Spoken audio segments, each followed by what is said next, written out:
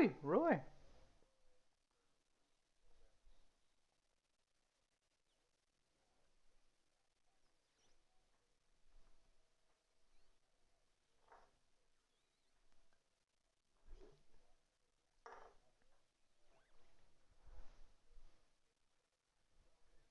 Hello.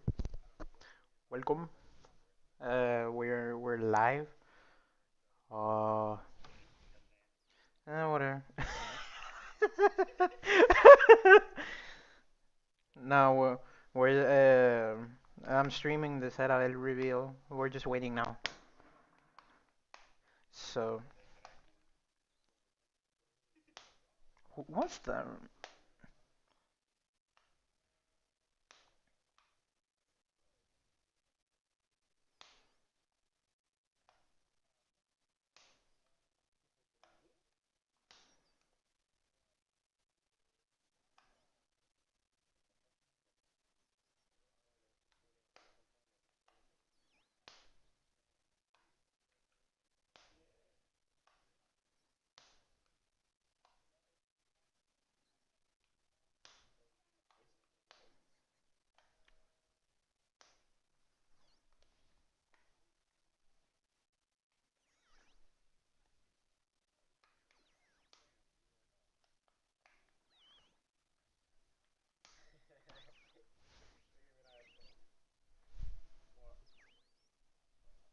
Oh, it's a church.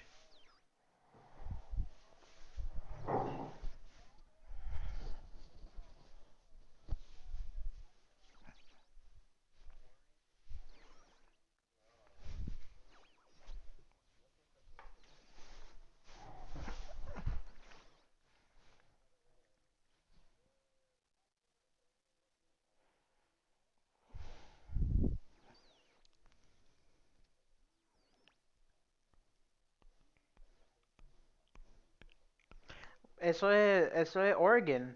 I'm pretty sure that's Oregon.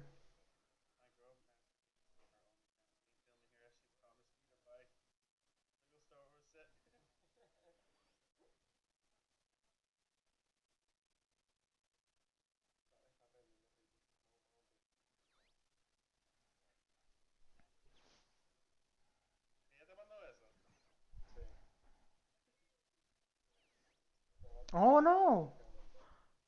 Ah, eso es LA. Fuck.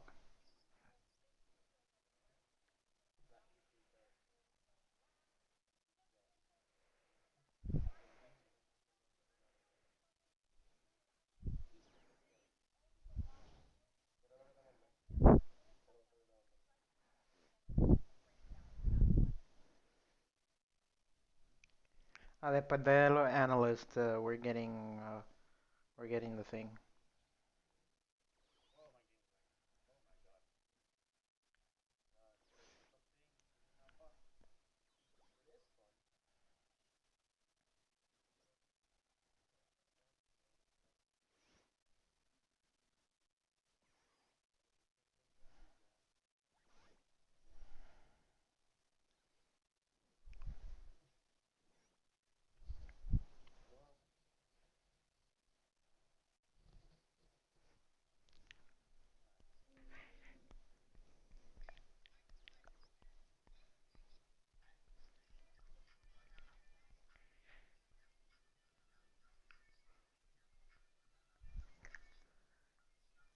What's with the shit in the background?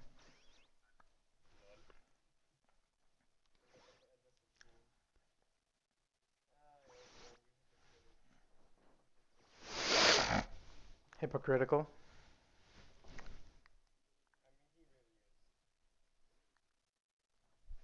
Mm.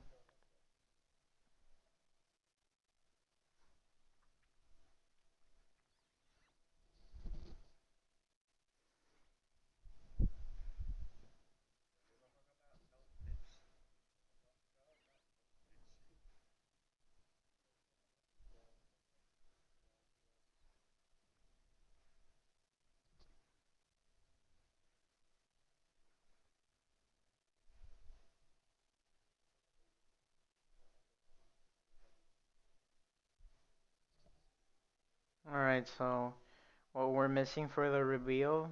Que los analysts do their job with the match que pasó.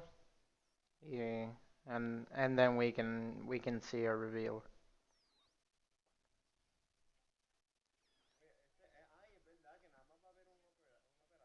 Yeah, Sam Fisher. Yeah, kind of a mood killer.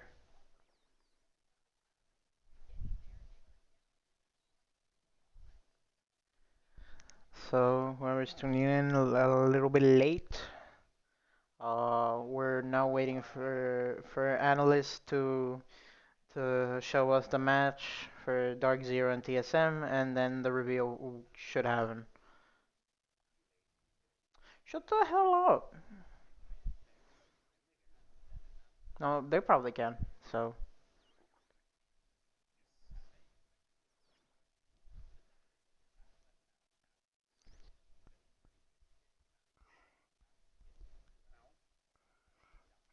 Ricky, mira, mira, mira. Aquí es donde pasó el clutch. Okay. But damn, that defense, that last guy as bandit, bro. That was so lucky.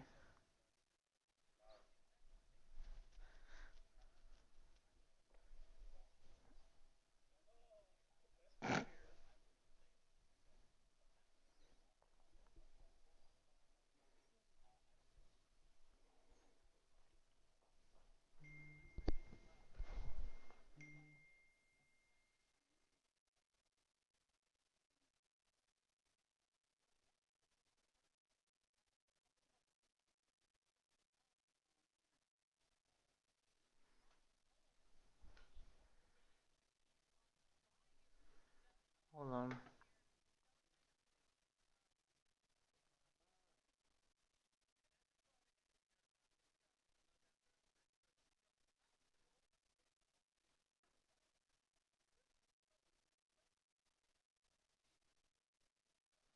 Wait. Fuck.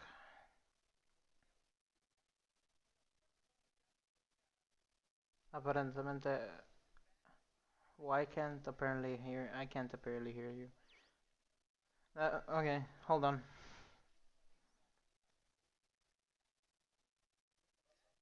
Ricky, I'm gonna do an audio check, so once you stop hearing me, habla, okay? Dale, Ricky.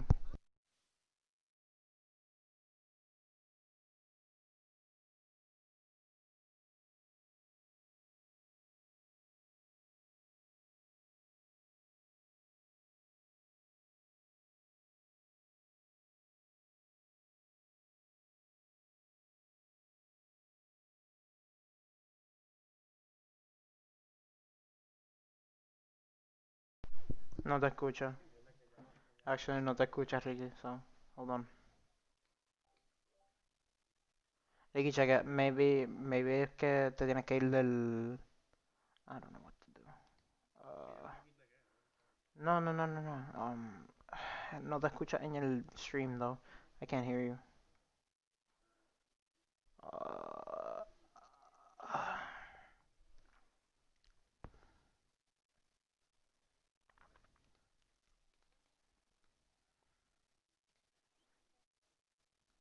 Let me. How do I lower my volume?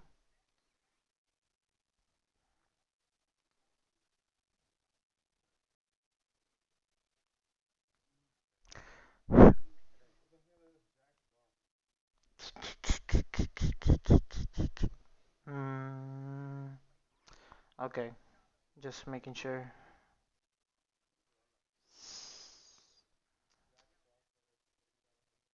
No, that's not me. That's not Ricky. Why? Oh, hold on.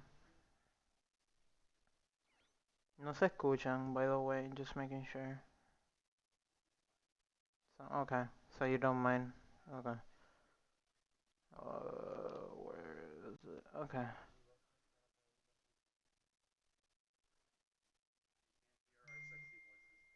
Oh, no se escucha nada. Okay. Oh, no wonder. Okay, hold on, hold on. Hold on. Okay, de mi parte, de mi parte.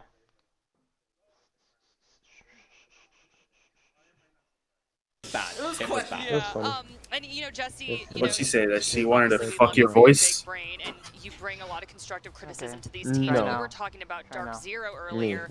But This not is my a strong voice. attack team, and we have Sige, seen habla. a vast La improvement la in la their la la la defensive la la game. la But la la la Jesse, la. Dark Okay, Zero there on we this go. map Okay, one, it you was were on telling my me end. they're relying on clutches mind. on defense. Yeah, I don't know why this analyst segment's so negative from me, but that's just the way I saw the map. The second half for Dark Zero was, they did quite well. They won a lot of rounds, Wow, but it you are wasn't how they clueless. want to win rounds. Dark Zero is not a ¿Qué team pasó? that wants to be relying on clutches. No team wants to rely on clutches. Nah, They que won estoy jugando 5 Valorant defensive y el rounds. enemy 4 of team them came is off of clueless either as crazy hell. 1v3s, No, go a defuse it! 1v1 You had winning on time, time! or just mint popping off at the start was the last round. So a lot of those weren't really coming down to Oh wait, never mind. We're attacking. He didn't need to defuse. I'm a dumbass. style of play. Okay. And It was specifically my in those end. first couple of Okay, rounds, it seemed like not the reason surprised. that they had to be in those clutch situations was because So, the Dark Zero it don't strategy matter. that they clearly came into this map with that in mind It always fell apart, matters. and TSM had bested them. Always TSM fucking through a matters. lot of these rounds Okay, I'm looked sorry, like the better bro. team, but Dark Zero Always had that clutch matters. potential, and it's good they have the clutch potential. It saved them here today. Hyper had one, Hot and Cold had one, Mint was really phenomenal as well. So it's great that Dark Zero's individual players stepped up. But again, I think if they want to win this series, they want to win the whole best of 5, they're going to need to do a little bit better than that. Okay. Veli, we used to come down hard on DZ about not being able to adapt, not fat doing ball and cunt. chaos, Hey, and Jesse kind come of on, elaborated on man. that a little bit. No So, tuve, cabrón, when por favor. did things change? Because I do feel Okay. like they're Chill, adapting well. though. So when do you think Not so. Sorry. things switched over?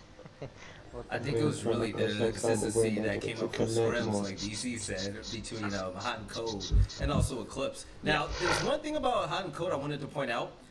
Think about it with me. Throughout the entirety of the weekend, one of the main heartbreakers that he's been rocking with has been Maverick. Now, and that's important for 2 reasons. Because Hot and Cold, as Maverick, can put in a lot more fragging than he can as Thermite. Because he has those 2 frag Just a grenades, couple more and overall minutes just and a we better might gun, get right? a reveal. So the thing Nah, with Dark Zero, we're they definitely mastered the getting art a of using reveal. Maverick to open up walls, and then you have the Sophia, open it up right behind him once he's done using the blowtorch, and after that you have 2 frag grenades in that gun, right? So Hot and Cold statistically has been one of the best players on Dark Zero, whether it's come to entry or even on defense. When he even gets just a got chance to roam, he's 5v1. been phenomenal. So that's one thing. But to me, it's going to be Eclipse as well. Eclipse, he's been playing pretty much some of the same roles that we've seen him struggle on before.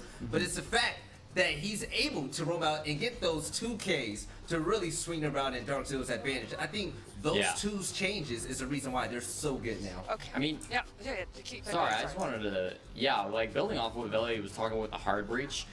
Dark Zero, they can get a lot work out of that Maverick, but when they have that Thermite Thatcher combo, they can be really, really dangerous as well. Thermite's their highest win rate operator that has more than just a couple of plays. Is at 73% win rate. And Thatcher's right behind at 72, and both those operators have sizable round pools to draw from as well. So there's a good sample size there, and I think that kind of speaks to the style of play Dark Zero have, because their biggest operators tend to come from those support ops that can execute those strategies. When you look at TSM side of things, their highest win rate operators are IQ, Ash, these operators that they frag off with. So I think it is an interesting, when you look into those stats, it's interesting to compare the play styles between both Eclipse, Bolo, and the rest of their teams. So that's one interesting thing to know. Yeah, and talking about stats, and you were just chatting about this a little bit. We have Eclipse and Bolo on your screen right now. They have been the players to watch that you all selected, and let's just wrap up how their gameplay has been. Veli, I'm going to throw this one to you. What do you think of these 2 players right now? Phenomenal. You know what? Bolo did what he could with the opportunities that he was dealt. But there were a lot of mistakes, especially one that Kickstarter pointed out. I mean, how many times do we see Mint walk around and get a 3K on the road? Which was really nice to see from the old man, right? But also, we saw a similar play earlier with Merc. And it's just both of these teams are, you have players that take advantage of just weaknesses on both sides, misdroning, not watching corners, roamers really taking advantage. So whenever you see players like Bolo go 6 and 7, you gotta really start thinking about all the mistakes that TSM has made on their end compared to what DZ has done. And I really think that the mistakes that TSM has made is the main reason why they've been losing. I feel like, this is a pretty even matchup, but TSM has really slipped a lot on Cafe. And I think it's kind of funny. We had Eclipse as our player to watch, and Dark Zero relied on a lot of clutches. They had a lot of big individual plays, but Eclipse wasn't really the one getting them. It seemed like every player on Dark Zero had like one moment, or maybe even 2 moments, where they stepped up and clutched the round for the team. Eclipse kind of didn't really have any of those. Not to say he played bad or he didn't contribute, but he was more just like an all-around getting kills in specific rounds. A little bit more spread out, doing his role. He was on that Thatcher smoke, as you saw. But it was kind of funny, you know, he was our guy to watch, and then everybody around him sort of popped off instead. It happens sometimes. So I want to talk to both of you about this. DZ, Okay. they're preppers, they do their homework. They're very reliant on their plans, and we don't mean this in a negative way at all. I mean, like, this is just kind of like one of their big strategies, what they're very well They did known kinda for. fuck up on I their honestly stretch, though. was a little bit nervous for them today because I felt like, hey, did they show all of their cards today? Is TSM going to figure out all their plans? I mean, how deep is this playbook, gentlemen? How deep is this playbook? It's extremely deep, but they dug to the deepest part of that playbook, and my main criticism was a lack of intel on DZ's lineups. They only chose Maestro 20% of the time during the middle of the season. We didn't see a lot of intel ops, we didn't see a lot of shield ops besides Clash. But now Dark Zero, they're bringing shields galore, they're bringing intel galore, okay? We're starting to see a lot of Maestro with these players are going off with them, right? We're starting to see Monty on attack. That way, Mint's able to go in and gather a ton of intel, and he rallies the troops and pinpoints them in the direction they need to go in order to get the kills. God, why That did I has worked reload? extremely well. On defense, though, the Clash play, it looks like it's been better than ever. They've been really able to slow down TSM and every other team they've gone against to really put the ties in their favor. And the pace has been set by Dark Zero this entire weekend. They play and other teams adapt to their play style and not the other way around. And I do think that, like, for Dark Zero, it's really important when you think about their strat book, when you think about, you know, the maps that they've shown already, it's important to look where they're going now. In terms Still of like waiting how deep that on strat the book's going to be, commentator because or at least the for these analyst first 2 maps, finish Dark their Zero got job, away with playing maps that and they then haven't really played very we much in the should be regular getting season. our- They didn't play very much in this tournament so far, so Season there's 3 still a lot reveal. that can be hidden there. You know, if they come in and they play a map that they played a bunch, like Clubhouse or Consulate, then they're going to be in a really bad spot because they've already shown a lot of what they have to offer, and the support staff from TSM can really dig through all that. But coming on to a map like Cafe, which they played once the regular season and once this tournament, both against Space Station, there's still a lot of opportunities for them to show new stuff. Oregon as well. It's a map that I think, you know, favors TSM, but it has some potential for Dark Zero in that Dark Zero haven't played this map very often. It hasn't been one that they've shown off very much, and TSM Probably not my have. This has been brightest their best idea, map, but- and they've shown that. They've proven it. They've put it all on the table. So there's a lot of No, potential for not Dark Zero to here. do that research without having that research done on them, particularly with these first 2 maps. Okay, so Veli had his coach's corner earlier and kind of gave us an inside perspective on what the coaches are thinking. If y'all were the coaches, what would you be telling your team right now? Let's start with TSM. What's Poja Man telling them? Win, do better, take your time. Like, honestly, the thing about TSM, they were able to scrap up rounds that it looked like they weren't in favor of winning as well. You got to realize you're on a team full of individual stars. All They 5 just- of them, right? no, that If they didn't can just play happen. Together like they did in round 2 that I explained about Chala getting that 3K. The I rest just of the wins can aced be the same Gola way if they play Operator together and and watch fucking each other's Valorant. back. What That's all the it is. fuck just Minimize happened? mistakes. Okay, God, Jesse, bro. you're BC. What's he telling Dark Zero?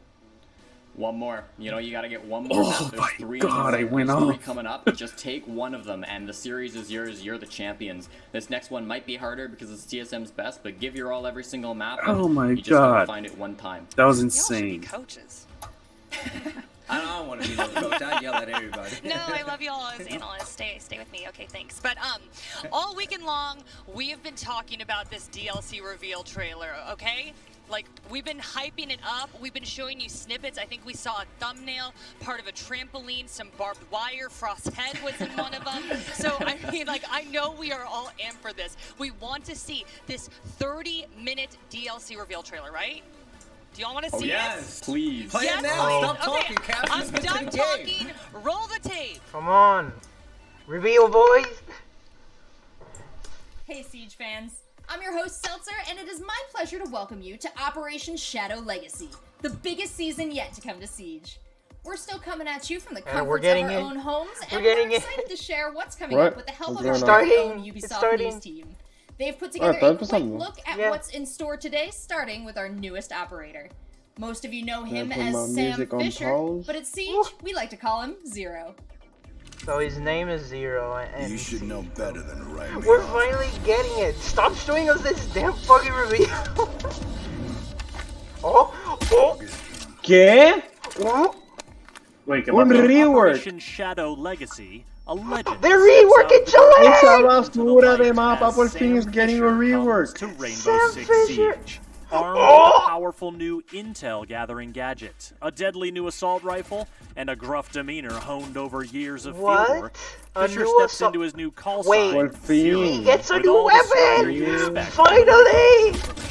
But Shadow Legacy what? is ¿Qué está about pasando? more than one operator. Oh, It's look. about a Are whole there new host reticles? of gameplay modifications that will change Oh, the ¿Por way qué están tan excited? ¿Qué está you see. pasando? Ping 2.0. Item New ping and is updated here. optics, a hard-breaching secondary gadget, Qué gold brutal. reinforcements, and map Wait, are What those está new pasando? sites? But Are, okay. are those the new replay sites for alpha defenders? phase on the test server are just some of the updates that, along Wait, we're with the getting new rework of the sites. scenic We're chalet getting map, new sites. will ensure this season has a lasting legacy.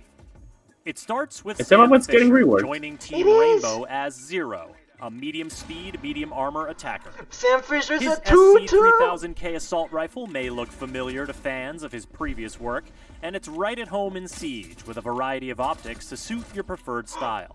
He can Ooh, also that rock auto the looks MP7, sexy. and he's got a 5.7 USG sidearm with an integrated suppressor in keeping with his signature stealthy style. Speaking of which, check out the laser sight on his Argus launcher. It doesn't just have the look, it also delivers the goods. Oh, that's cool. Intel. Ready. August launch. Always one to use cameras to his advantage, Zero What can is fire that his Argus camera, projectiles dude? into breakable and reinforced surfaces Oh to my burrow God. through and create Reinforced camera también. vision on both What? sides of the barrier. What? Walls, floors, hatches, and ceilings are all potential peak points for Zero and his allies. What? And though the two-way cameras can only look in one direction at a time, there's no more versatile way to get a look into a room the defenders don't want you to see.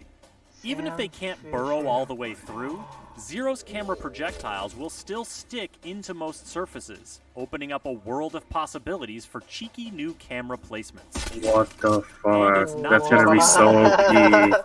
Each That's Argus so projectile good! can fire a single laser to destroy enemy gadgets or deal minor damage to enemies themselves. Aw. Zero's gadget is a powerful new tool for the attacking team, so defenders will want to keep their eyes and ears peeled.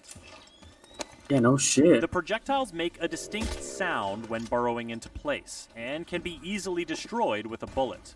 Electrified surfaces will destroy We're the getting the new- projectiles on contact. Oh, that's Also, cool. mute jammers will keep them from functioning, while Okay, Wamai that's and fair. Jaeger's gadgets will snap up any that fly by. Oh, okay. That's fair. That's fair. But with so many places to deploy his gadget from relative safety, and so many ways to put it to use, Zero is sure to make his presence felt on Team Rainbow.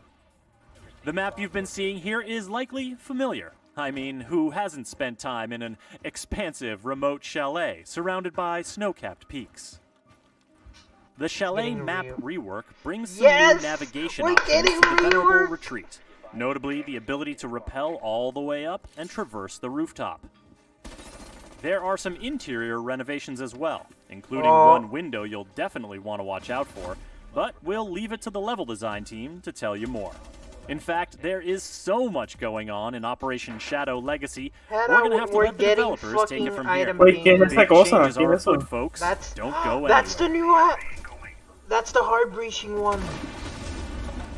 That's the new Wait, so gadget now- for Big hard season. breaching. Now let's That's dive just in in and take a case a deeper look at our thermite map goes down. rework. Chalet, here we come. Pero eso, como solo tiene, como que en vez de They're gonna be tener select, breach select, charges. Exciting.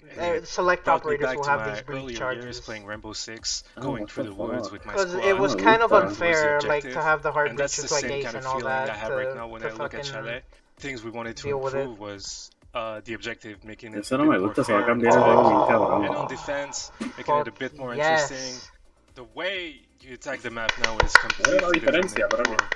Simply because we added rappels in the map, you can move on the roof. That's completely different. The way you get line of sights into rooms and stuff, it's a simple thing, but for the map, like, it changes the whole dynamic.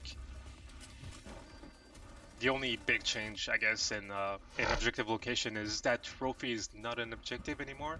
So now we have kitchen and dining instead of having trophy, because we added the new stairs and trophy. Okay, that's fair. That's fair. So We're the no basement longer is getting- pretty much okay, all there. fair. Only for one major difference, which is something new, is that we connected the hallway that people call blue. From the stairs you can go to the hallway and into cellars. What are those new sites, my Cellar, guy? we made it a bit different to help a lot of the defenders. Okay, that's actually So good. the garage door is a really cool way to attack the objective, and That's we didn't actually really want better, to change it too in my much. opinion. The only thing we did is add a window right above the garage door, making it so defenders can peek through the window and put pressure, and it just makes it so the gameplay is a bit more interactive during this phase of the attack, instead of just being the attackers opening the wall and that's it. Operation Shadow Legacy marks the first time recruiting a known operator into Team Rainbow. Let's see what it takes to bring a legend like Sam Fisher into Siege.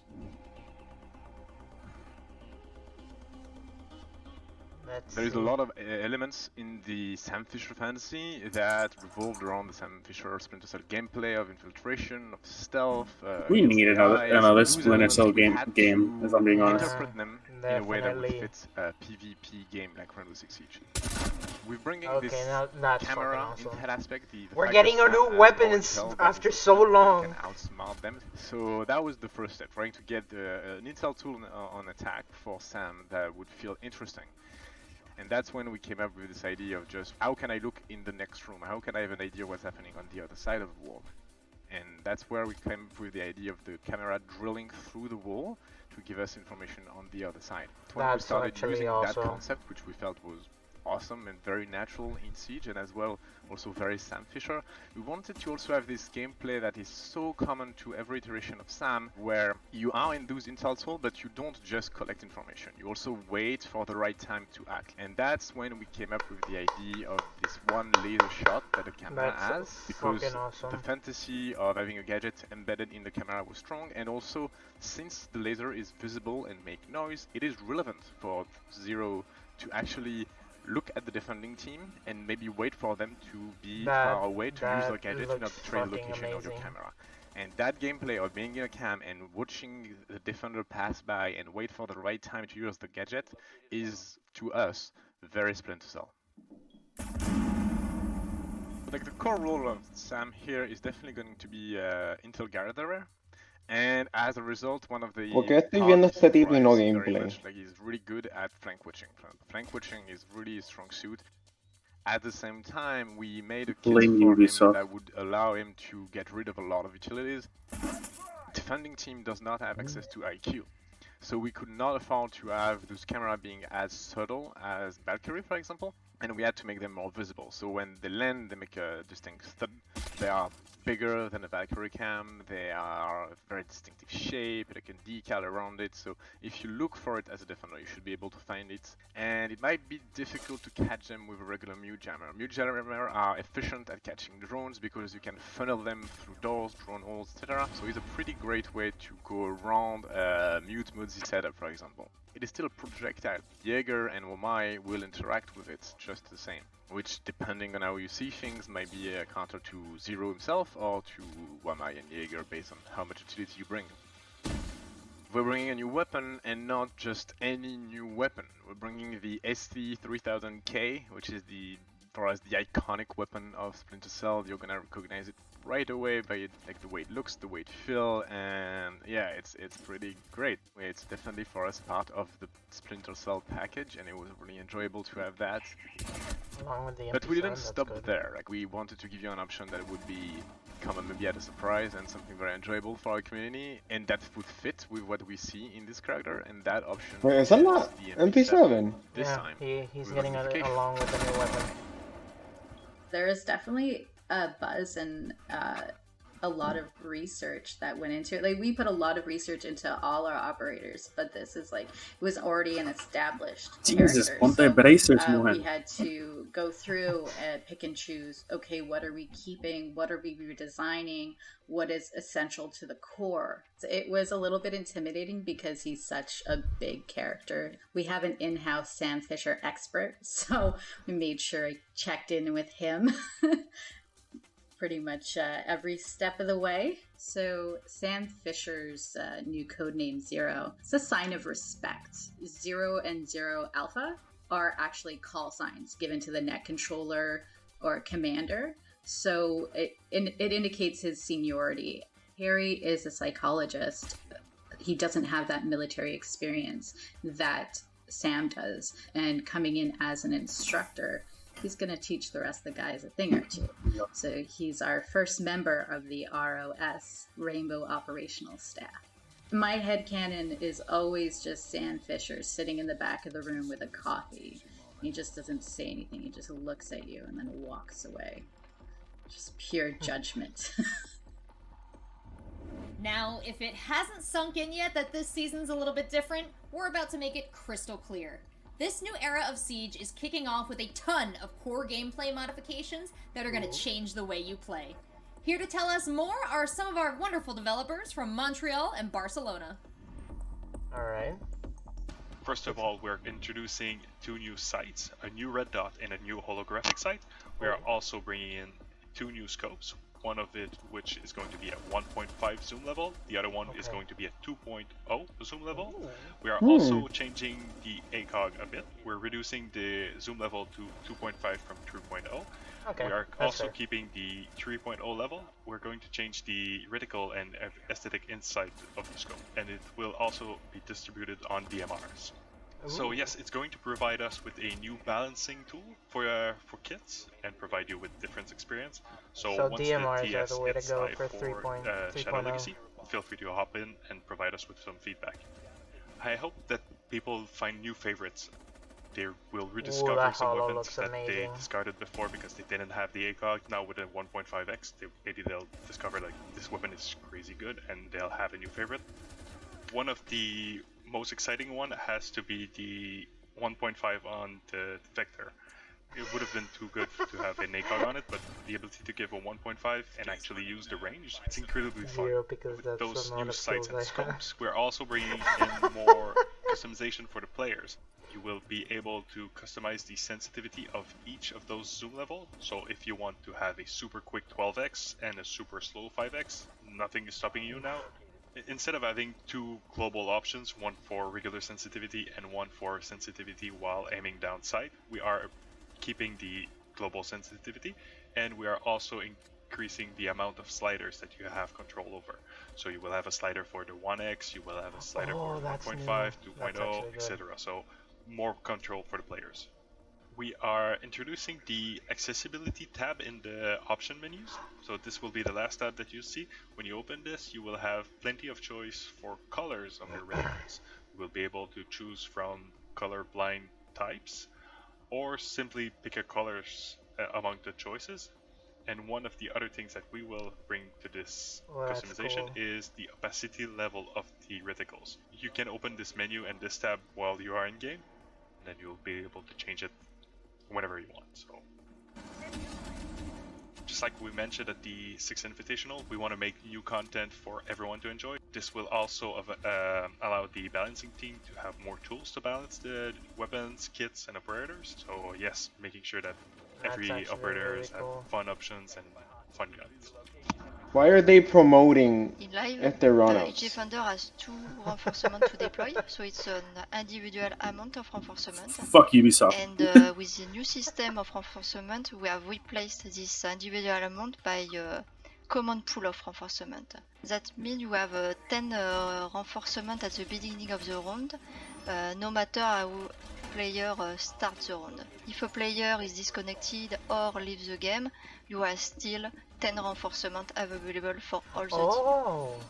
Some operators have fin. a lot of utilities That's to actually put good. in the environment. Wait, So ¿qué? no ¿Qué dijeron operator que no that entendí? are less So to do during basically, the preparation rather than phase just every can operator have focus on 2 the reinforcements, for example. the entire team will Roamers just can have 10 reinforcements. reinforce more than 2 HE. So literally someone just could place 10 if they wanted So to. globally, So even basically, if PvE one leaves, for you the still have the protector 10. stage, That's cool. we have implemented that's also nice. the reinforcement pool. Improvement of the That's preparation my phase applause is to still Ubisoft. an important axe for us, and we will Thank you, continue Ubisoft. to work on that But in still, the future. fuck Ubisoft. Ping 2.0. We're Right getting now an we update. have only European, but with new pin system, you just have to pin the gadget. Oh, we're getting and gadget there pinging. was an icon That's tells cool. you which gadget is there. So when you pin enemy gadget, you will be And able we're getting to also gadget reveal pinging, bro. operator's identity on top of the screen. You can also pin your own gadgets.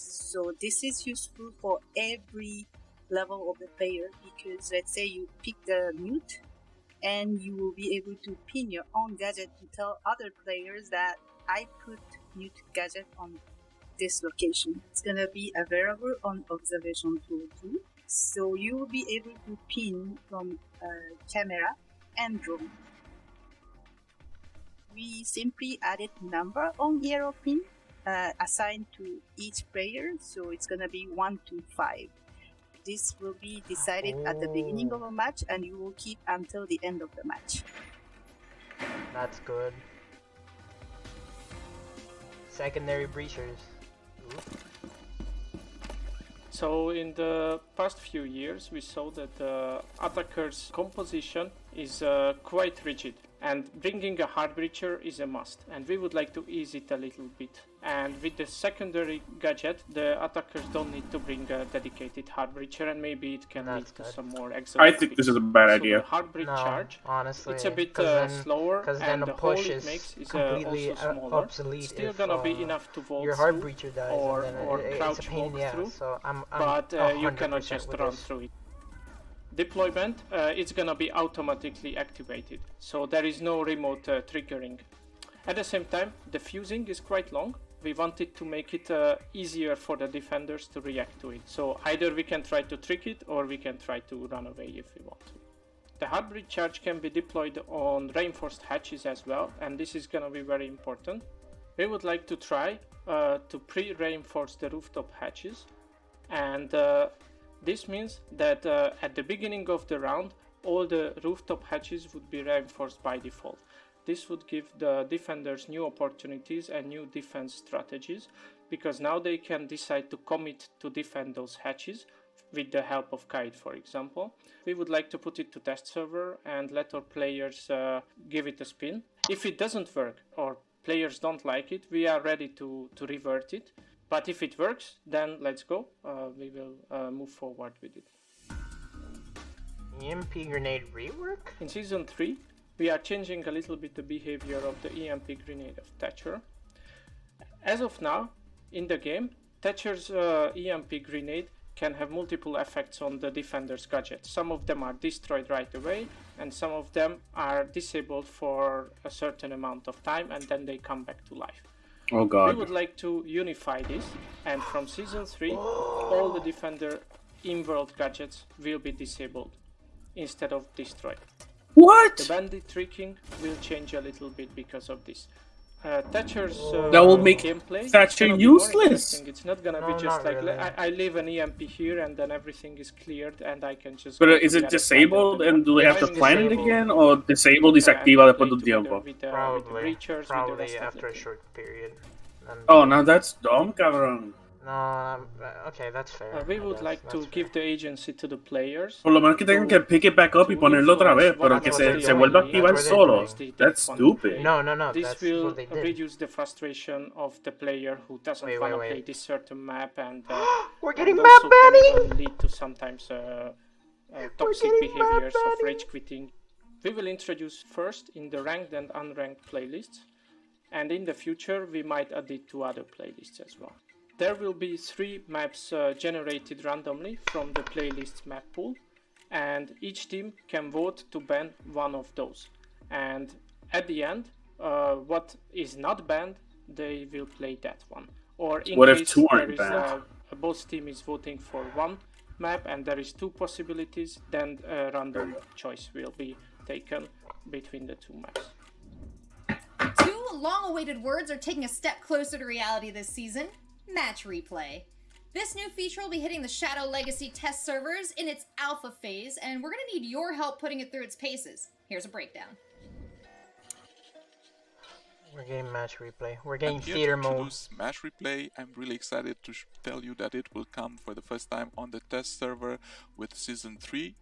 Match replay, it's a system that records your last played games. You will have the possibility to store up to 12 games that will be stored locally, and you will be able to find it in the new section of the game that will be called Watch. You just have to click on it and it will start automatically. You will start from the perspective of the spectator. So you will be able to see the map and the players from the top view. But I think even more interesting it will be that you will have access to each player view. Regardless if it was your teammate or if it was your enemy, you will be able to see all the points of view, which is pretty exciting, and can't wait to see the reaction of everyone. The challenge for us actually, and always has been, is to make sure that it's a very reliable system in terms of what you're actually doing in the game. It's actually replicated really accurate in the match replay also. Right now it's an alpha version. This is because we are aware there is still a lot of work to do. And you will see that by your own when you will test it on the test servers. Just go, try it and see how it is, because I'm very sure you will get pretty excited as I am. You will be able to see everything that happened in the game, and we also need your feedback to see how we can improve this feature even better. Along with all the features coming to you in-game this season, we've got 2 features coming to you outside the game. You've told us how important it is to track your performance, and so we're going to launch a new personal stat tracker called My Siege Stats on Rainbow6.com. We've built this platform to be a meaningful tool to track your performance and help you become a better player. Simply enter your username and we'll give you a host of stats that you can use to analyze your matches and target areas of improvement. My Siege Stats will go live with the launch of Shadow Legacy, so hop in and check it out. We are also very excited to announce the release of Squad Finder, a brand new service to help Rainbow Six Siege players build the perfect team. Informed by your in-game Nobody's data gonna and use playing that. habits, Squad Finder will help you find like-minded teammates and build the best squad in Siege. Squad Finder is already available I think on I'm good with my team of so idiots. what are you waiting for? Yeah, The pretty more much. players who squad up, the better the experience will be. Now that we reached But the end of the it's show, I hope faster. you're as excited as we are for all the new content I coming don't to like Siege. it. The Shadow Legacy test server Yo me on perdí PC todo porque goes esta cosa live no para de tomorrow, stutter August y 17th. literalmente aquel We're getting the 90% live de test los server videos. on Week tomorrow. coming to Siege Woo! from August 27th The to what? September 4th. So if you've got some friends who haven't had a ¿Qué chance to dijo? play yet, it's a great time to get Wait, involved. test Thanks so much for server watching. is going Let's get up back to the action. tomorrow for PC. I'm going to play live on the test server. Oh my goodness, y'all. That was a lot of Jenna, information who's that to take 13-year-old in. kid? What? Yeah, I know. Some major game changers there. The hard No, reach wait, gadget. Yeah, like, I mean, what it's the fuck? 11-year-old. Gadgets, I thought that was super fun. All the reinforcements, the map being... Tell me what stuck out to Even, y'all. I'll like, be quiet. actually, is that a Valley, kid what or got you someone? hyped? I don't know. Yo, first off, Sam Fisher, the man is sexy. He's beautiful. Dude, I no love the sé. fact that he's in the game. So- but it's the new hard breach tool. See, Um, Shadow Ale, is Valor. just I asking wonder where the hell's what the list chunk of ops are rework, gonna be bro? that they're gonna put that gadget in to use. It's insane. Light is a hard breach. I guess it's gonna happen the That's next. crazy. I love it. Kappa Nook we saw as well. That's gonna be crazy. Jesse, what stuck out to you? Match replays. We finally get match replays. Yes. Oh my god, I'm so excited for match replays. This is gonna make montages so much cooler. This is gonna help out with the competitive chat's side of asking things. where's Fodder the views, chonka. just watching your own clips over and over Free again to chonka. feel good about yourself. This is Dude, so hashtag exciting. free I'm chonka. pumped for Yes. match replays. And then chalet rework as well. That looked really exciting. So, Obviously Ale, we have to play it first to Valor. see how it is, but if that could be like a competitive Yeah, map, I'll- man, I'm down for it. Okay. I want to kiss everybody at Ubisoft right I now. know, right? I'm It's excited. great to hear like how receptive they are to the community, but I want to see if y'all could maybe pick like the top 3 things you're most excited for, Valley. Just you don't have to give an in-depth explanation unless you want to, but just like what pops right into your head. Number 1, replay system. Ooh. Yes. Number 2, Sam Fisher. Number 3, it is the heart breach thing that they put together. That is so Yeah. cool. That's meta changing. It's insane. Yeah. We thought that was a trampoline. We wrong, and I'm happy that we were wrong about that. Jesse, what about for you? What's your top 3? All right, I got to agree. Replays is probably the biggest thing. Yep, I agree. Definitely we need the that hard rework for breach, Tachanka now. for sure. And then probably Chalet. Like I'm actually really, I always liked Chalet, so I know that's a minority opinion. But if it's gotten improved and can be even better, then man, I'm pumped for that. Okay, and I mean, obviously, I agree with everything y'all said. I want to pick your brain about the reinforcements. How you think that's going to change up the game? Felly, I'll start with you. We're opening up every wall, no more locked doors, we're busting right in. Like, imagine playing Theme Park and just walls are opening up all around you. You got Lion over there doing it, you got Hard Breach Tao doing it over there, and then Ace doing it here. I honestly think that's gonna be game changing. Like, I can't rework even imagine strategies. pretty Like, good. I wanna talk to Kate pretty and good. get like some No, really it like is. in-depth nerd insight right, from an OG about the changes this is gonna have on the Like scene. honestly, I it can't just even disables the imagine. gadget. Jesse, what You do can you just think? pick it up and do it I again. think It the doesn't matter. reinforcements is going to be really helpful. Wait, Specifically in, what? like, team In games, and serio? it's gonna speed Yeah, stuff every up, which is gadget. nice. So terrible. The one thing that like Bandit stuck out to tricking me is about gonna be different reinforcements, they now. talked about the roof hatches. I like that Bandit that's trick going is to gonna test be servers even more first, and they're possible. gonna monitor it, because that's going to be really yeah, meta but- changing if it but does still, come live. You know, think there's about Uy, how no, that no me it's gusta gonna esa change reboot. Esa dramatically reboot how está to play horrible. if that happens. Yeah, it's so I'm fun. interested It's to see bad. how it goes. I'm not opposed to them trying like weird, crazy stuff like that when it's going on a test server first. I That's think that's a really smart bad. way I for actually really developers to don't like test out that. type of stuff. Okay, and Tengo I no mean, destruya with that todo, question, the olvídate. biggest thing that stuck out to me was that hard breach gadget. That's just going to completely change the game. Veli, what do you anticipate there? I'm sorry, I was excited. You know what I was thinking about when you asked that question? I blanked out, Jackie. I'm not even gonna lie to you. I was thinking about the Dude, Thatcher. hashtag breach of Chonkas on That's chat. gonna be insane. Yeah. Rainbow Six isn't gonna be the same after this update. I love change. I'm ready for it. Okay. Me too. Well, what was the question you asked, though? I feel so rude. I mean, the Thatcher nerf is also worth speaking about, but I was talking about specifically the hard breach gadget and just how you think that's going to change the game.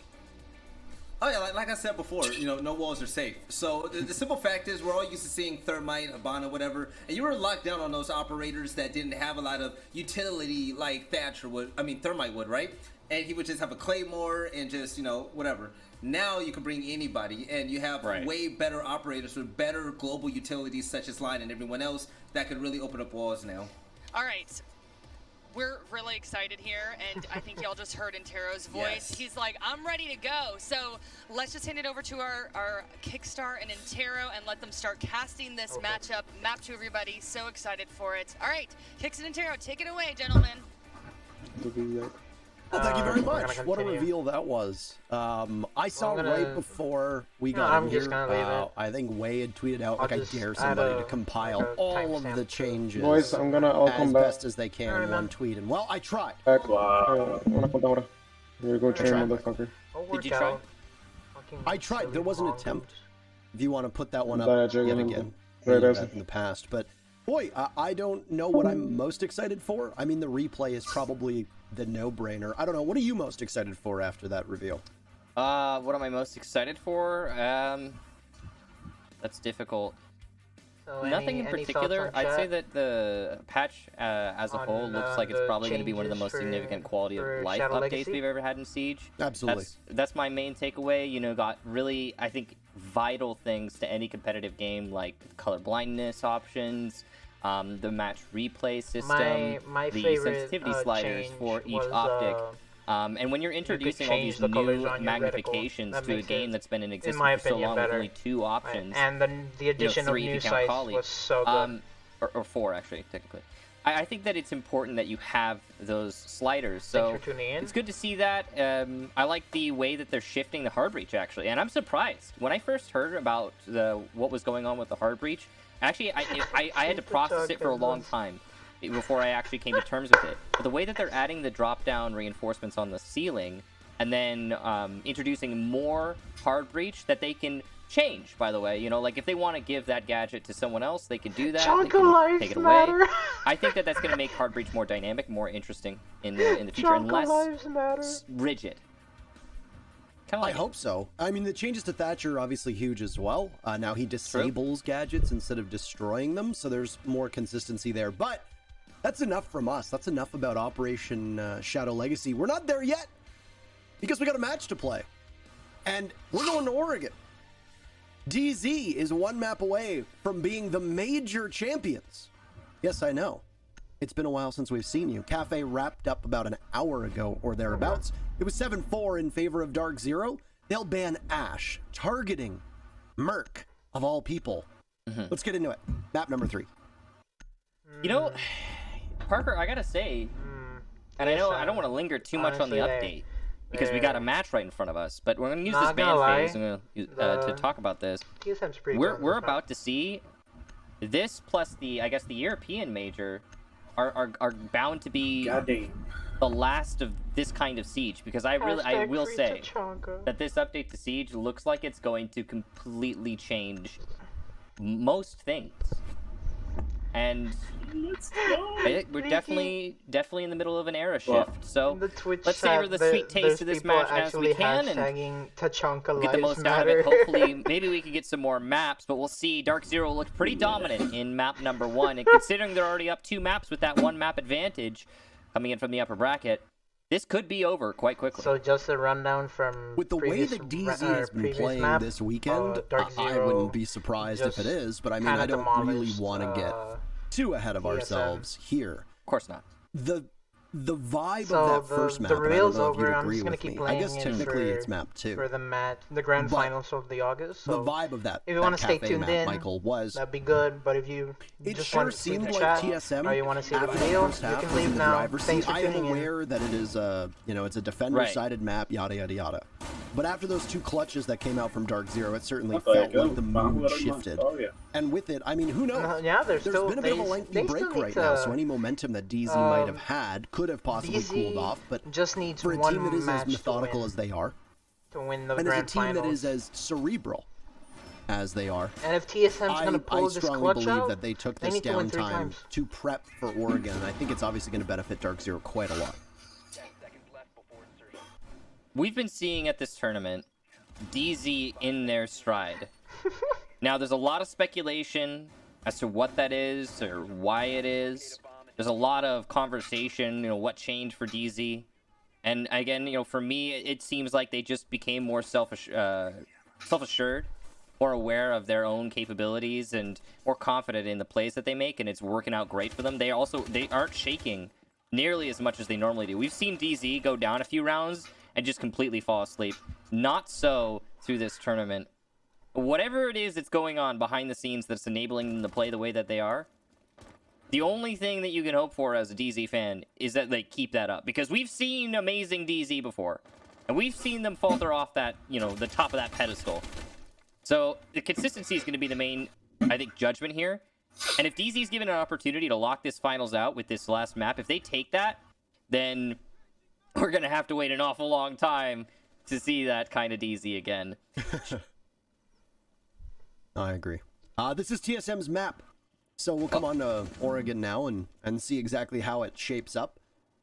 As, no surprise, it's a downstairs defense.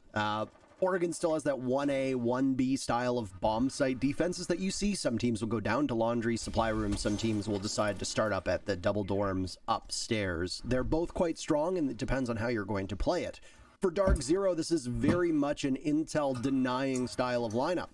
The denial that's going to come out is going to be in the hands of Jaeger in terms of gadgetry, but the rest will be information that is withheld from the attackers, and that'll be Hyper, Mint, and Eclipse all working together as the trio of Mozzie, Mute, and Vigil will do an excellent amount of an excellent amount of work at making sure that the drone work and the job of the droners is hindered as best as possible. And Mint will go sight unseen and take out Bolo, and now another 2 for Mint. As he's inside a meeting hall by the sandbags, no sandbagging from DZ. He'll scoot off over towards the kitchen. 2 opening picks, and Mint manages to exchange 95 HP for 2 very important targets. Yeah, that's your Thatcher and your Zofia, and Thatcher is still able to destroy those gadgets fully, so that's a pretty big pick there. I'm amazed that Mint was allowed to get that prone peek. He might even get a 3rd as someone crosses right in front of him. He'll do, I think, some work there. Hard to tell, but he at least forces someone back. Or no, pardon me, that was a defender.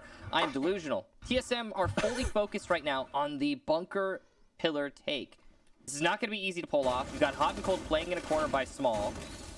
Good rotations, and hallway control is firmly in favor of DZ thanks to this shield. Small will get opened up. That forces the aggression out of Hot and Cold, and he dies to a nade from Achieve, who predicts that aggression correctly. Nade goes deep into the hallway, likely to get the shield, and it gets its second kill. Achieved on a roll here, but he's alone now, and DZ will clean things up. Dark Zero, a big first round on Oregon. Good performance, as you expect from the defense on this map, and Pillars is a very strong position to hold.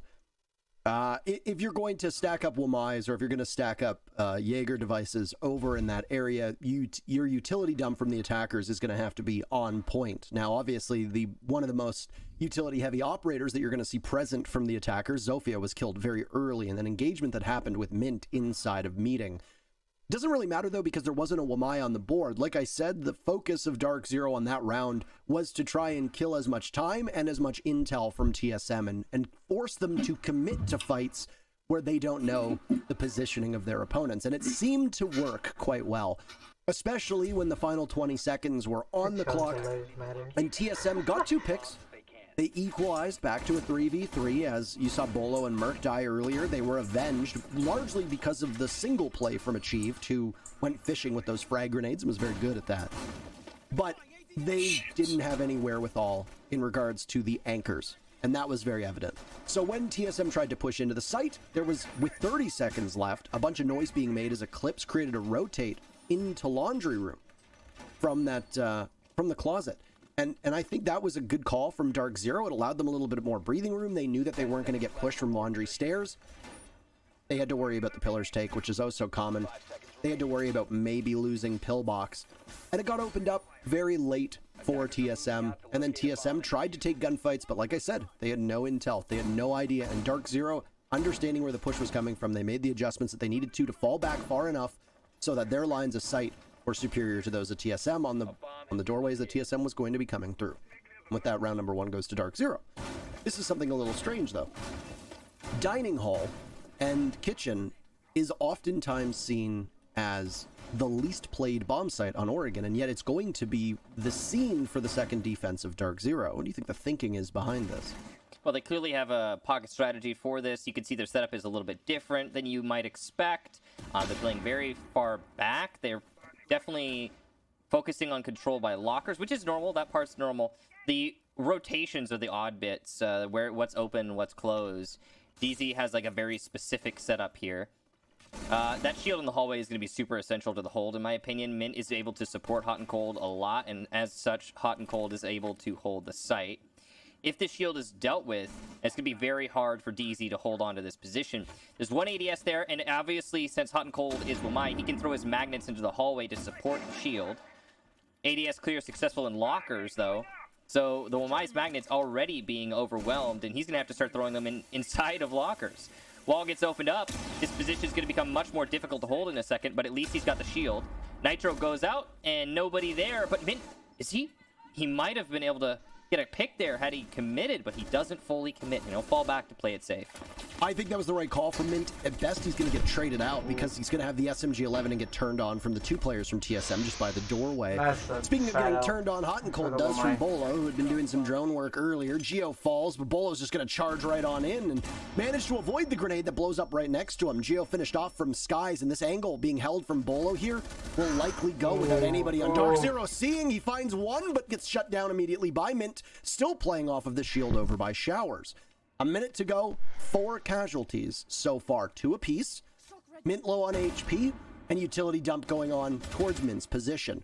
Pushed off of that deployable shield with a default camera still up, so that will be something that DZ will be able to be playing off of. Skies and Hot and Cold likely making the calls. There's not going to be a ton of intel. Eclipse has Mint's back, but he gets taken out by Achieved as this is an aggressive play from the Sledge. The pace of this round just does not seem to abate whatsoever. It's down to a 2v2, but this mirror window will be a significant challenge that Hyper will be playing off of. TSM will have to wrestle with that. Down goes one of those Goyo shields in front of his very eyes. Eclipse retreating towards White Stairs, waiting for somebody to fall back, a couple shots in the leg. So it's going to be even more challenging for Hyper. He swings out and manages to get one. Pistol through the wall, and DZ cleans up. Hyper and Eclipse They're in a 2v2, becomes a 2v0, and it's 2-0 for DZ. So, Love whoever's it from tuning in both now, teams. stream's over, Neither you can TSM click nor leave. Thank you for DZ tuning let in, though. go of that I round. appreciate it. You can see there were Have a many nice day. opportunities that weren't seized upon. There were many chances that were seized upon, and it was constant back and forth. The thing that you love to see the most. The thing that was most evident throughout, again, was the fact that TSM stayed fully engaged. They knew what they wanted to do, and they committed bodies, they committed lives to accomplishing their goal. DZ, same thing. And there was always another player, except for that very first engagement. The Wamai peeking over the shield, very dangerous. Nobody support him, nobody to get the refrag, and nobody even tried to. That ultimately was why Locker's control was lost so quickly on, or so early on.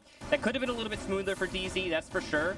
But they won in the end, and really that's all that matters. Hyper played a big role in that, if in nothing else, from the pressure that he was able to put out in the hallway. He prevented a push in the hall, which would have flanked the Mira inside of Kitchen. So that's a really important play there. Or not the Mira, rather, the Goyo. That's a really important play for the Jaeger in the hall. Hyper, great job to him. He also managed to get the refrag on his teammate. Now, overall, team effort for DZ. And some amazing play from both teams so far. It seems like the defense has just been able to edge out the attack every round though so far. We're only 2 in, and these have been close rounds, so there's time for that to change. I do like that DZ got a semi-problematic bomb site out of the way though. True. We talked about it a little bit at the start of that round. How the Kitchen is. I guess it's called, like, I guess you'd be the Apex. Because you've got basement. meeting, and then you've also got a dining/mess hall, and then the kitchen bomb site is going to stay standard. You're going to play around it very differently, obviously, and the way that DZ tackled it was they didn't worry about any meeting takes, and, TSM didn't bother for the meeting side of things. This will probably not be the case now. As we look towards round number 3, it's a defense upstairs of the double dorms, and this is nothing too surprising. Nitro Cell in. This is Mint. This is a rough go, and he gets Shallow. What a toss. Prepped and ready. And like that, 1 minute in, DZ finds themselves with the opening pick here on round number 3.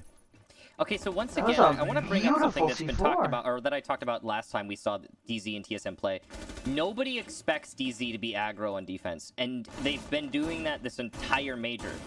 They take any kind of opportunity they can to get an early pick, they just go for it. Hyper's playing a trophy right now. People expect Hyper to be chilling in the site with the rest of his team, not to be extended into trophy. People don't expect anyone to push up to Attic to C4 that wall. Not on DZ. That C4 is a common C4. That is a very sensible and common C4 that we've seen a lot of. Yes, but you don't expect it out of DZ. And it's working so well for them that they're doing it. This C4 likely will land on the ceiling fan, I want to say. But the goal of that C4 is to kill the Thermite as he attempts to open up the master closet wall. We'll see if that works. But I think the intentions might be kind of clear here, and Gio's not going for it right now.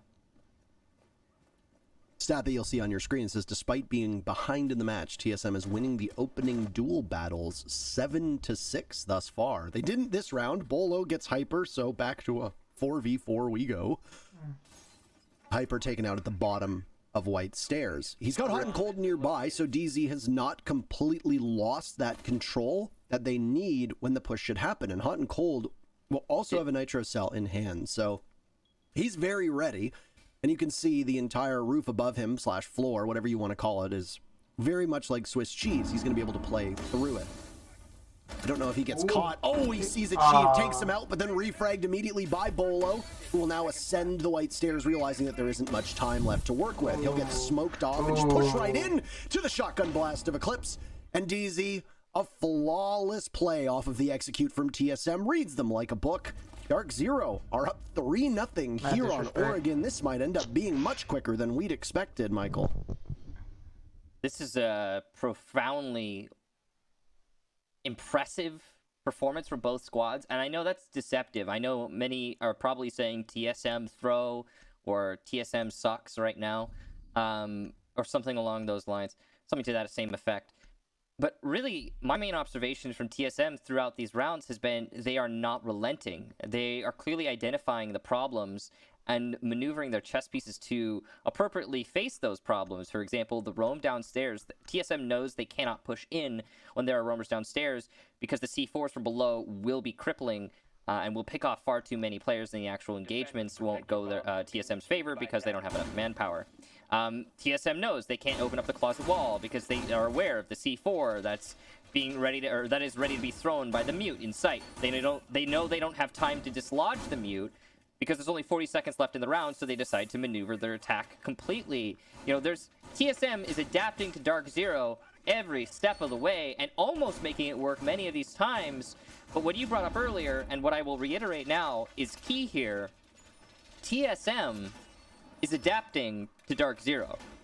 The way that Dark Zero is playing, where they put their best foot forward, where they take assertive control of everything that's happening, and they don't let their enemy have a word in, or get a word in edgewise.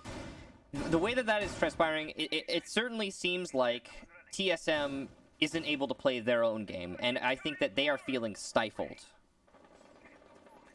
Stifling is the word that was used earlier on Cafe, actually, to describe Dark Zero, and I think it's very apt here, so I'm glad that you used it as well.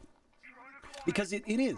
It's like this smothering, slow crushing, like a boa constrictor, just getting tighter and tighter as it seems to go on. Now, obviously, we can look like fools if things change very quickly, and they very well may. I mean, this is going to go to defense for TSM no matter what. Even if it's 6-0 for Dark Zero, TSM will at least have one opportunity to defend, and because of that, their likelihood of winning a round is going to soar. That's just the way that Oregon works. So I suspect that this match will tighten up as we go along, but for right now, Dark Zero has not really looked phased on most of those rounds.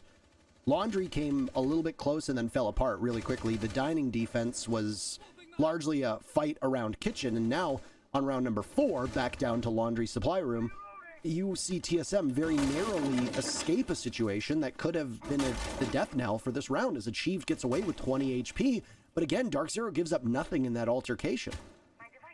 Oh, he doesn't know how close he was. Mint could have actually gotten a pick there, and he's detected that there is someone in the main lobby. That's the, I believe, the Thatcher of Bolo, yep. And he's going to be trying to hold split. As the Vigil, the drones won't be able to detect him, but the shots will give away his intentions. Clearly, Bolo heard that, and now Mint will be stuck in this corner, but he's content to wait, I'm sure. He has no incentive to peek out of this, and he'll win the fight as Bolo peeks without his gun ADS. Not the second one, though. Chala will get the refrag. That's important. TSM keep themselves in this round. But that took 2 minutes to clear out those top 2 floors, and Dark Zero have got to be feeling mighty comfortable in their sight right now. With only a little bit of time left on the clock, all they need to do is wait. TSM trying to open up the drop downs to get some entry points, and we'll accomplish just that. Looks like it'll be a main lobby freezer take here for TSM, as they don't have time to clear up blue anymore.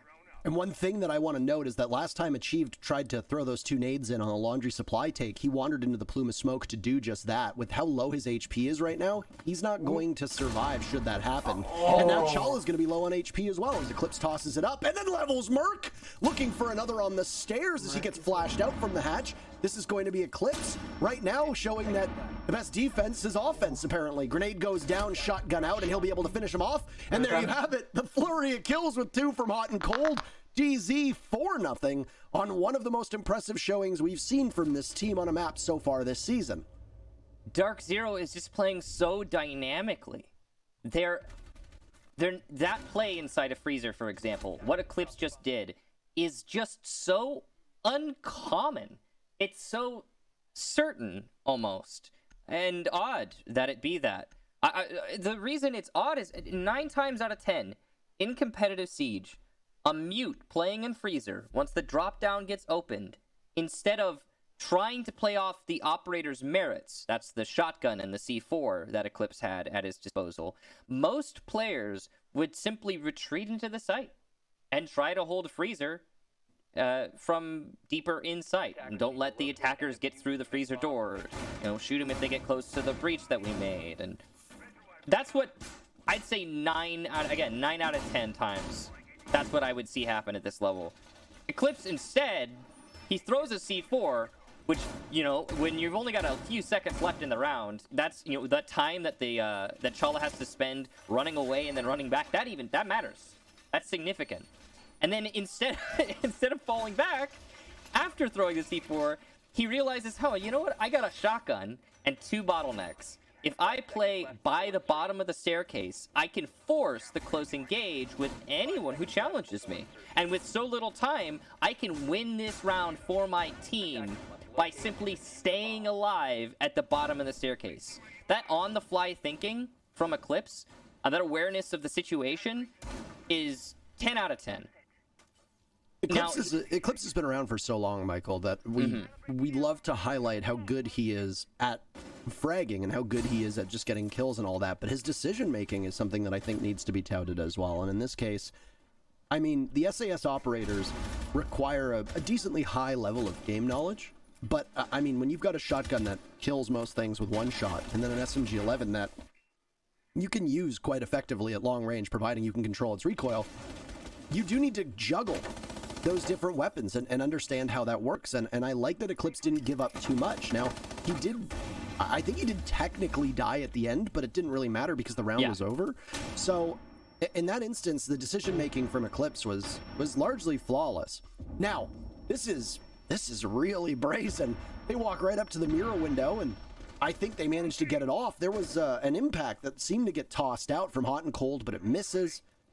You should have clear entry to the B-bomb site now, and Skies will be the one to watch that cross with Hot and Cold a little bit deeper in the B-bomb site, and presumably has a rotate in a meeting as well, as we are now about halfway through round number 5, and it is a new bomb site from Dark Zero. It's going to be meeting instead of dining, but with kitchen being the same. Well, they had other options here, but I like this. Now, that wall getting opened up by TSM was really big. I'm impressed by how they managed that. Chala's left alone here, which means that nobody is able to capitalize on that air jab detonating. The reason Chala is alone is because TSM have rotated for a tower take. They want to take tower and then pinch between it and cafeteria. Now, it's cool that the Nomad is the one alone because she's going to be able to control the entire area by herself with the air jabs. One of them being spent is costly, though. So less that you have available. An aggressive play once again from Eclipse. Hyper will get a pick. Not sure where, but he manages it. Looks like that's the sledge. Gone. Big kill there. Now, DZ is still in a good spot to hold this out. They don't necessarily need to rush right now, but Skies gets aggressive by the B bomb site and actually gets shut down thanks to the air jab catching him on the rotation. Chala pistol out, needs to reload. C4 will miss. Chala's doing a great job of distracting his opponents and wasting their utility. Geo gets one on meeting as he tries to push it through the breach, and down goes Hyper as he gets too aggressive to Chala, who's still alive on that flank. Clips, beautiful shot onto tower. He's nullified that pressure. Shotgun out, he's gonna win this fight. Oh, but certainly he'll finish off the Zofia, leaving Chala in a 1v1. Low HP and 3 kills in the round. Chala will be a hero if he wins this, but with only 4 seconds left, he has to plant and he has to stick it. 000 and information. Mint can't lose it. Dark Zero will take the round, and they confidently put that one up on the score sheet. F. I don't even really have the words for what we're seeing right now from Dark Zero versus TSM. It really does seem, I mean, yes. I always need to it's Oregon on defense, and they're doing well. In a row But goodness, it does not appear like TSM has showed up for this match today. They started out strong on Cafe. Did those 2 clutches break them? That's the question that I have right now, and I don't have an answer for it. It certainly seems like that. After Hot and Cold's clutch in round 7, TSM have not won a single round. Let that sink in. That was a while ago too. That was like over an hour and a half ago. Now, mind you, there was the reveal panel in between, but since round 6, their very final defense. And mind you, DZ has been on defense for all of those rounds since. TSM has yet to win a round on attack, period, in this matchup. And they have not now won a round in 10 rounds. 10 consecutive rounds without a victory for TSM. And TSM was leading, as I had also pointed out on that Cafe match, TSM was leading for most of Cafe until they weren't, frankly, and DZ equalized. I don't know what is going on with this TSM team right now. There is something the matter. And it's not just Dark Zero shutting them down. Yes, Dark Zero is playing a masterful game at the moment, and they are setting a tempo that TSM is unable to match at the moment. I don't think that's up for dispute, but at the same time, there is something wrong with TSM. They are just not showing up in the way that we had expected. They had a rough day yesterday. They have a rough day today. And this is something that smarter people are going to discuss. This game is not over. The series is not over.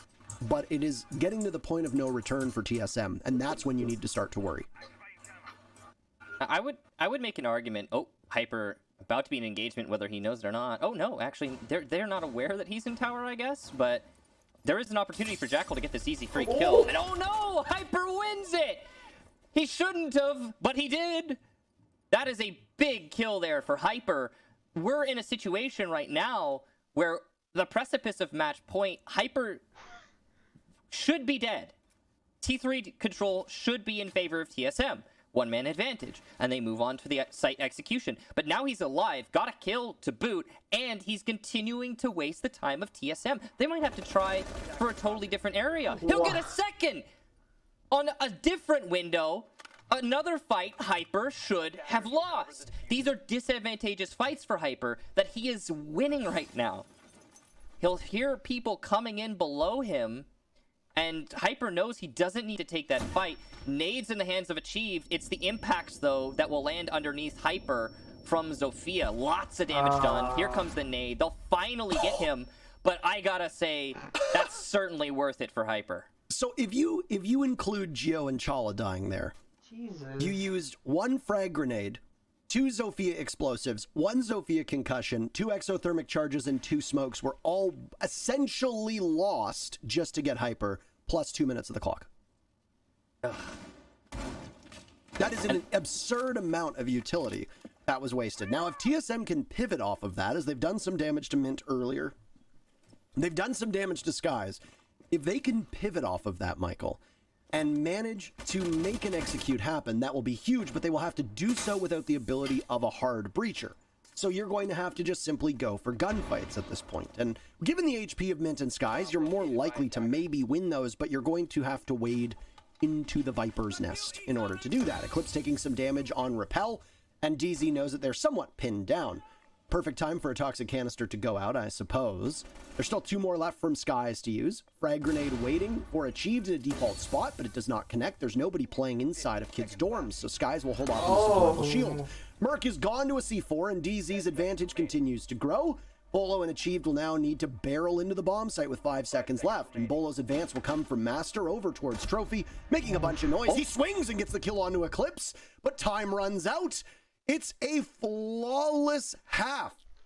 6-0, and we get the hot and clap on our screens. DZ, match point, major point. Is it gonna be 7-0? Shoot. Obviously, that round comes down to Hyper. Beautiful play for him inside a T3 of tower. He got way more than anyone has any right to do, or any right to get, I guess. It is unfathomable that Hyper is as successful in T3 as he just was. And yet, it's what happened. So, here we are. Now, one little tidbit, and I'm going to credit it to Jesse, as he's the one telling me in my ear right now. TSM has never lost Oregon since the rework. They're 4-0 on this map. Post-Oregon rework, of course. And, well, it looks like it's about to change. Looks like that's gonna be different. This is their map. They wanted to go here. They want to be here. And Dark Zero, on the first half, have absolutely clobbered TSM. And you guys, this is it. Dark Zero wins 1 more round over the next 6 rounds. And, they're the North American Major Champions. It's funny, because the other day, Dark Zero tweeted out about how they're building their new compound in Vegas, and it's going to be one of the most ambitious esports compounds, period. and Canadian tweeted out something about them needing a trophy for the trophy room. Well, they are one round away from getting it. And I mean, technically, Dark Zero has never won a big series. Yes, this is a team that has been around for ages. Mint and Hot and Cold are two players, Michael, who have been in this scene for half a decade and have yet come up empty-handed so many times. It's wild to think about. DZ now stands about 2-ish minutes away from a glory that has eluded them for nearly 5 years. Parker, you know what I think it is? You know what I think is making the major difference here for Dark Zero? What's allowing them to play this way? I think Dark Zero has shifted from relying on the merits of their plan to allowing the plan to further facilitate the merits of their players. That's what I think's going on here. Because Dark Zero are playing in such a way that, in my opinion, really shines a light on the talent, the skill that their individual players have. And Michael, this was a team that squeaked into the major. Yeah. A single round against SQ could have meant DZ's absence in this event. They've changed, clearly, Parker, because they've remained consistently as dominant as they're appearing to be right now through the entire playoffs. It's just been ridiculous. Now, it's not done yet. TSM could win this. It's 5v5 with a minute left on a basement defense Oregon. This is still very comebackable here for TSM. Defense Oregon, guys. This is a very defender-sided map, one of the most. So just keep that in your brain. 1 minute left for DZ to be able to pull this one off, and they're going to sit center stage for the remainder of these rounds, as the only way that they relinquish match point is through overtime. And the push from Dark Zero will come over towards Pillars. TSM has been somewhat shaken off of this position, and Geo will be the very first man to confront the angry rages of DZ. And it might end up being the Blitz of Mint, now positioned over by Blue. Time is going to continue to tick away here, and it will be TSM's greatest ally, as Dark Zero still on drone, still trying to get intel, achieved as well as Geo trying to swing, and it'll work out effectively. Achieved moves on up, he guns down Hyper. The big question mark is going to be this Blitz. There's one for Eclipse, shield knocked away, and it's a match for the ages. And continuing to swing is Geo, while the rest of DZ puts in work. There's Mint. He sees the mirror lined up, and he'll charge towards Merc. He knows that there's two in, and he goes for the flash. Merc completely blind. Mint is the last one down. They're planting. It's Bolo against Hot and Cold and Eclipse. Gun out. He takes one down. Shotgun, and he'll finish the round. Bolo keeps his team's chances alive. Relief for TSM. They win their first round in almost 2 entire maps worth of games played, Michael. This is crazy, but TSM is finally on the board. We'll head into round number 8. Bolo, a profound breath of fresh air, a splash of cold water on a hot day for TSM. That was so close, too close, far too close. And yes, thank you, Bolo, for giving us more rounds to this fantastic match. But geez, did that still look pretty dominant for DZ. There were a couple moments of hesitation there for DZ before they went for the execute, and that ended up being to DZ's ultimate undoing. Mostly it comes down to, in my opinion, the blue pressure and the lack of information for Dark Zero. They weren't sure if there was a crossfire in blue, and thus they couldn't confidently tell Mint, okay, you can go for this play. Okay, you can push here, not worrying about the crossfire. Because remember, Blitz is great in a heads-up engagement. If you're taking a Blitz in one-on-one, charging right at your enemy, Blitz is fantastic for that. But you know what he's not great at? Walking into a crossfire in bunker or blue. So he hesitated, he needed information, they got the information, but it cost DZ 15 to 10 seconds. And those seconds ultimately allowed TSM the freedom to play safer in the site. Great job to TSM, great job to Bolo for coming up huge for his team.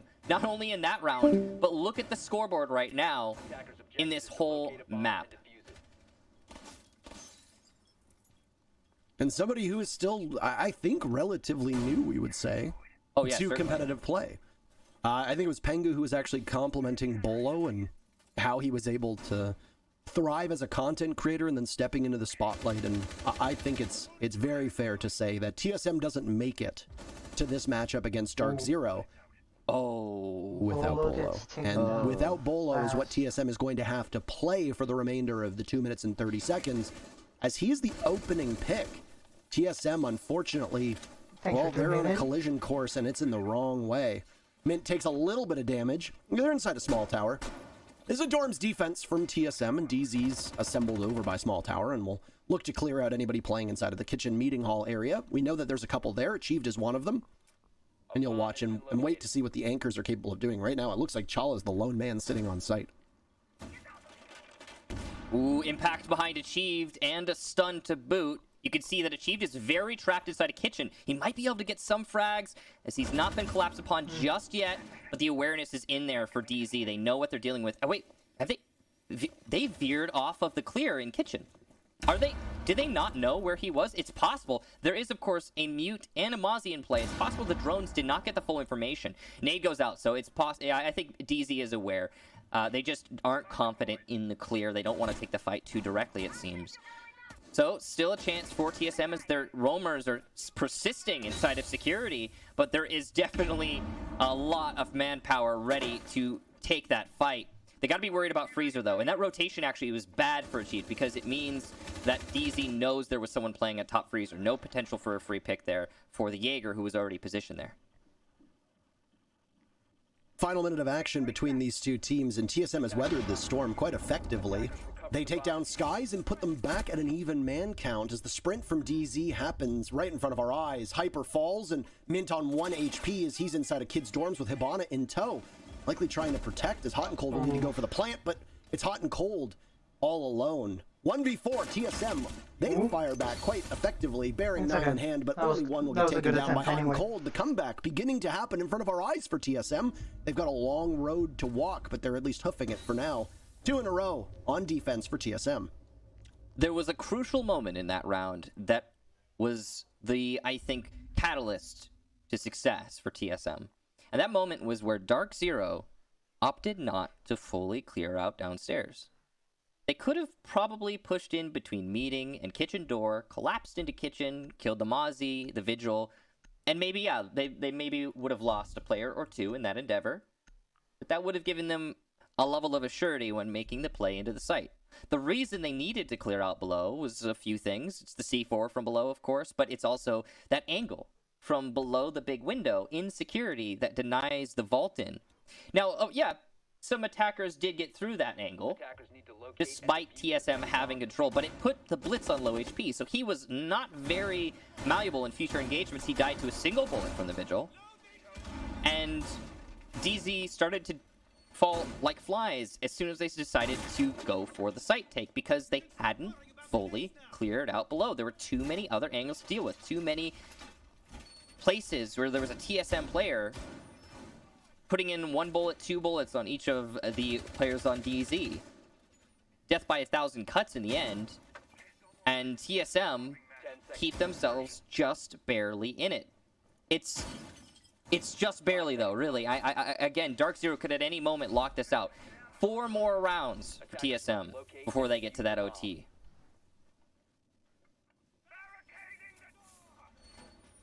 This is, I almost get the feeling that this isn't over anywhere near as soon as we think it's going to be. I hope not. This is a really good match. This is giving me that jittery feeling where it feels like TSM is going to go on just a miracle run right now. And we're going to say, no way. I don't think people understand the odds, though. DZ just won 6 rounds in a row, and they swept the half. That doesn't happen all that often. No. Oh my goodness! What? Oh. Hyper through the wall onto Merc, and he very narrowly could have gotten another as well onto Bolo, who gets out of there as he's going to be rubbing that lucky rabbit's foot. My goodness, the luck on Bolo.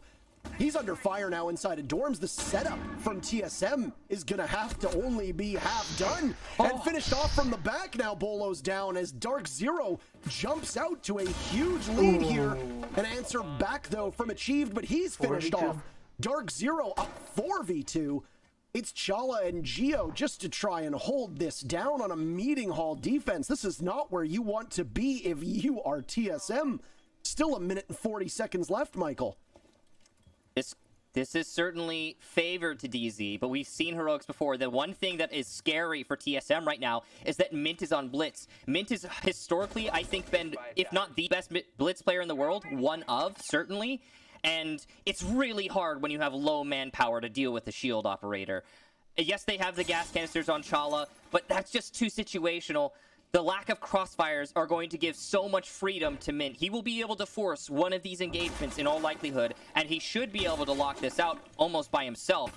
And that's not even counting the overall man advantage right now. It's scary for Chala and Geo.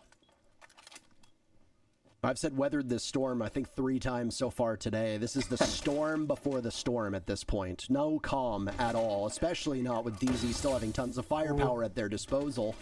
And trying to chip away at the advantage that they have with TSM, knowing how dire these circumstances are. The world around Chala literally collapsing as he might wander into Mint's open arms. He peeks around the doorway the wrong way. He's as good as dead. 25 HP is all he'll get away with, and he'll walk wounded for the remainder. But he's down. It's just Geo in a 1v4. This is the match on the line. This is the championship on the line. Can Geo pull off one of the greatest 1v4 clutches that we've ever seen? Good trigger discipline. He'll need to drop, and he does so. He sees the blitz drawing all of the fire away. Diffuser goes down successfully. The odds of him winning getting even harder. He's flashed, and Dark Zero turns the lights out on TSM as DZ are your North American major champions. Massive win there for Dark Zero. Congratulations to them. An absolute trouncing. Not much competition put up there from TSM. And partially, sure, I think TSM had a rough match. Yeah, after those 2 clutches, they seemed to maybe fall asleep a little bit.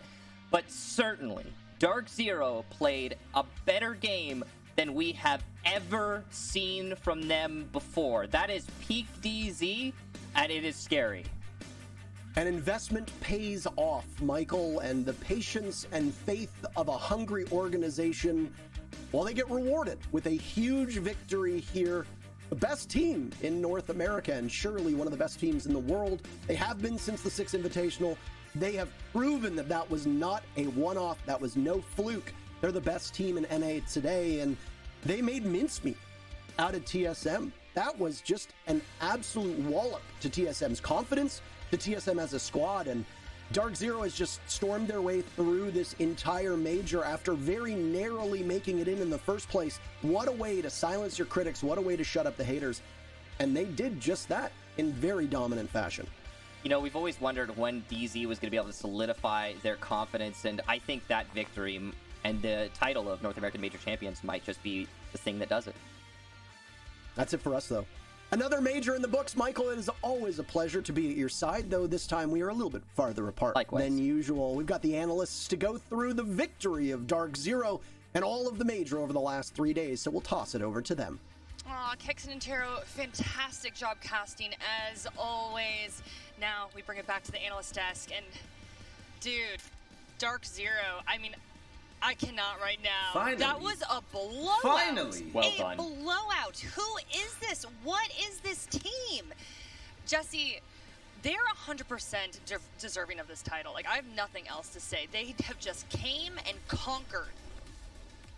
Dark Zero deserve it more than anybody else, no doubt about it. They clearly put their nose to the grindstone during that break between the qualifier and the major. You can tell they worked on so much new stuff, and they brought it all out here. Even in the grand finals, they had a ton of really intricate strategies they practiced time and time again. They executed them perfectly. Everybody says Dark Zero, they're inconsistent. They can choke. They don't do things that they should all the time. They don't follow their strategies when they need to. But today, this whole weekend, they were on fire. They were showing up. They were playing to their peak consistently. And you got to give them a ton of credit. I thought here on Oregon, this is TSM's best map. This is a map they've never lost, ever. So for Dark Zero to come in and have a 6-0 half, only dropped 2 rounds in the entire matchup. You saw so much new stuff. They played a lot of Mute Mozzie Vigil, which we didn't see depending on the basement. That meeting hole with all the rotations and the Goyo and the Mira, that was super interesting. There were some clutch plays at the end of that first half too, but really Dark Zero, well-earned, well-deserved victory. All right, Valley, Dark Zero hype. I want to hear it from you. Dark Come Zero, on. you want the hype? Bring it. Dark Zero, they're finally on top of NA, baby. It's about damn time I've been waiting for this. Coming into this excuse me, coming into the qualifier to even get here. We're talking about a Dark Zero with what? A 40% success rate on defense? Unacceptable. The qualifier came. That 40-ish%, that low 40% turned into like a 48%. I don't remember the exact number, but it was like 46 or 48%. Now they're over 50%. They're getting better in every category known to man. Now, also, take a look at Hot and Cold, take a look at Eclipse. Yes, we talk about Hyper and Skies all damn day long, but those two in Skies stepped up. They deserve this win. It's big, it's major, and it's good to see Dark Zero finally just have all that hard work pay off at the end. Dark Zero, how many people had this team at the bottom of the bracket? How many people literally built their bracket, Dark Zero lose the first game, second game they're out to get last? Everybody had Dark Zero losing. This is not the favorites. This is a huge underdog story, and it just shows how much work they've put in. I mean, they silenced everybody this tournament. Huge underdog story. It's me, I'm everybody.